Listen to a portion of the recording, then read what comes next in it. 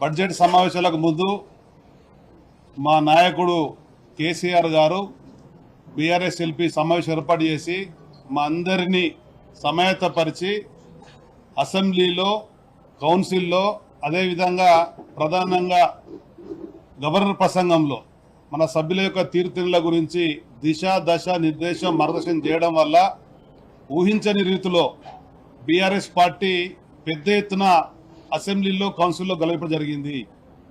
ఒక సంవత్సర కాలం కాంగ్రెస్ పాలనకు అవకాశం ఇచ్చి రెండవ సంవత్సరంలో వాళ్ళు ఇచ్చినటువంటి హామీల గురించి, ప్రభుత్వ వైఫల్యాల గురించి, ఈ అసమర్థ ప్రభుత్వ విధానాల గురించి మాట్లాడి చెప్పాలంటే దానికి అనుగుణంగా మేమందరం కూడా మాకున్న అనుభవాన్ని రంగరించి మా నేపథ్యాలకు అనుగుణంగా సామాజిక తెలంగాణ అంకురార్పణ విధంగా ఇలా కౌన్సిల్లో చూసినట్టయితే షెడ్యూల్ క్యాస్టు, షెడ్యూల్ ట్రైబు, ముస్లిం మైనారిటీ, ఓబీసీ, ఓసీ మహిళలు ఉన్నటువంటి సంఖ్య బీఆర్ఎస్ ద్వారా స్పష్టంగా కనబడుతున్నది.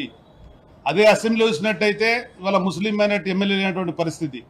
అంటే దూరదృష్టితోని పెద్దలు కేసీఆర్ గారు ఈ విధమైనటువంటి కూర్పు వేయడం వల్ల ఆయా సామాజిక వర్గాలకు సంబంధించినటువంటి మేము ఏ ఓటర్ల ద్వారా అయితే ఎన్నికైనామో ఆ ఓటర్ల మనోభావాలకు అనుగుణంగా ప్రతిబింబించే విధంగా మేము అందరం కూడా నిరంతరం కష్టపడి జరిగింది. దానికి అనుగుణంగానే ప్రభుత్వం ముందుకొచ్చి కొన్ని సమస్యలను పరిష్కారం చేసింది.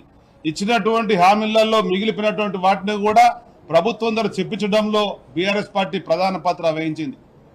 పార్లమెంట్ ఎన్నికలలో 17 స్థానాలు తెలంగాణలో ఉంటే 8 స్థానాలు అధికార కాంగ్రెస్ పార్టీకి, 8 స్థానాలు కేంద్రంలో ప్రభుత్వం ఏర్పడినటువంటి భారతీయ జనతా పార్టీ ఎన్డీఏకు, అదేవిధంగా ఒక ఎంఐఎంకి ఇస్తే మొన్న బడ్జెట్లో 8+8 = 16 కావన్నా సున్నా గుండొచ్చే విధంగా కూడా కేంద్ర ప్రభుత్వం నిధులు కేటాయించకపోతే ఒక పార్లమెంట్ సభ్యుడు కానీ అధికార కాంగ్రెస్ పార్టీ కానీ అసెంబ్లీలో కౌన్సిల్లో మాట్లాడేటువంటి పరిస్థితి.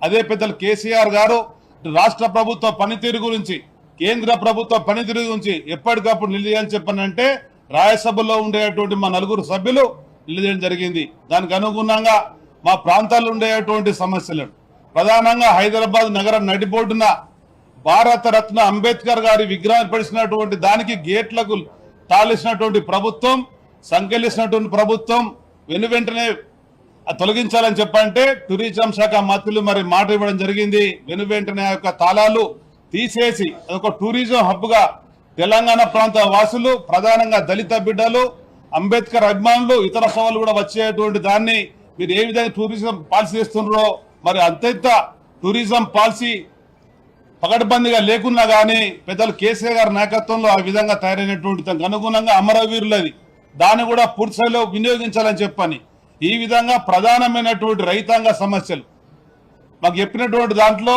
రాష్ట్ర ప్రభుత్వం 15 నెలలు గడుస్తున్నా కానీ విద్య, వైద్యము, వ్యవసాయము, విద్యుత్, మహిళలకు సంబంధించి, దళితులకు సంబంధించి, బీసీలకు సంబంధించినటువంటి ఏ పాలసీ కూడా తీసుకురావడం లేదు, పరిశ్రమల పాలసీ తీసుకురావడం లేదు. కనుక మీరు నిలదీ అని చెప్పంటే ఈనాటి ప్రభుత్వం విద్యారంగం మీద పాలసీ తెచ్చిందానికి అనుగుణంగా మా సభ్యుల యొక్క ఒత్తిడి మేరకు ప్రభుత్వం ముందుకు వచ్చి గతంలో ఉన్నటువంటి బకాయిలు చెల్లింపేస్తున్నటువంటి మాట గతంలో అనేక సందర్భాల్లో మాట చూసినాం.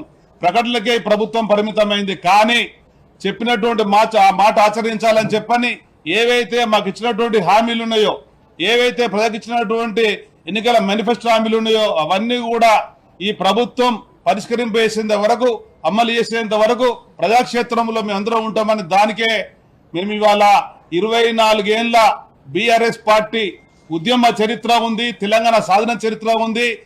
2014లో ఆనాడు ప్రభుత్వం ఎన్నికలు జరుగుతున్న సందర్భంలో కాంగ్రెస్ పార్టీ తెలంగాణ ఏర్పడక ముందే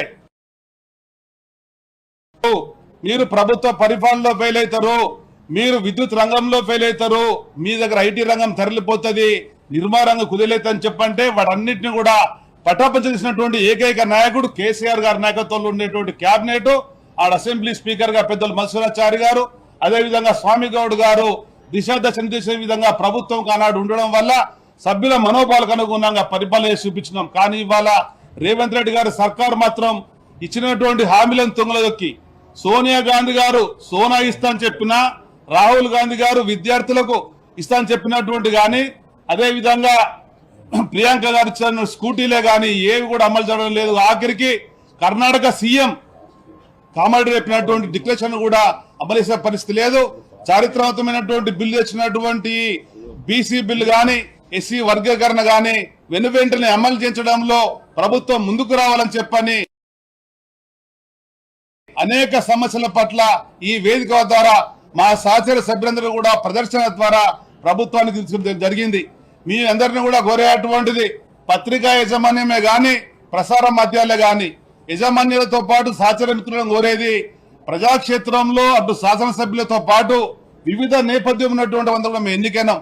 మాకు మీరు సమయం కేటాయించండి, ప్రసార మాధ్యమాలు చూపెట్టండి, అదే విధంగా పత్రికలలో పంపియని చెప్పని మీ అందరూ కూడా విజ్ఞప్తి చేస్తూ మాకు మేముగా సోషల్ మీడియా పెట్టుకునేటువంటి పరిస్థితి వస్తున్నది. కనుక పత్రికా యాజమాన్యం గాని గతంలో ఏ విధంగా అయితే పూర్వము 78-80లో ఉన్నటువంటి వాతావరణం ఇవాళ మళ్లీ కనబడుతున్నది. శాసన పరిషత్తులో అనుభవం అందరూ కూడా మేము వచ్చినాము, వివిధ ప్రశ్నలే ప్రశ్నలు తెలియజేస్తున్నాము, అదేవిధంగా ప్రభుత్వాన్ని ప్రశ్నిస్తున్నాము, వివిధ మార్గాలలో ప్రజల కోణంలో ముందుకెళ్తున్నాం. కనుక ఆ విధమైన సమయం కేటాయించాలని చెప్పని మనసారా కోరుకుంటూ ఈ రోజు మరి కార్యక్రమాలు చదిస్తున్నటువంటి మా ఎల్ఓపి గారికి, మా కవితమ్మకు, సహచర మిత్రులు, ప్రధానంగా మా తాతమ్మది గారు కోటి వారికి మీ అందరూ కూడా ప్రత్యేక ధన్యవాదాలు. Thank you everyone.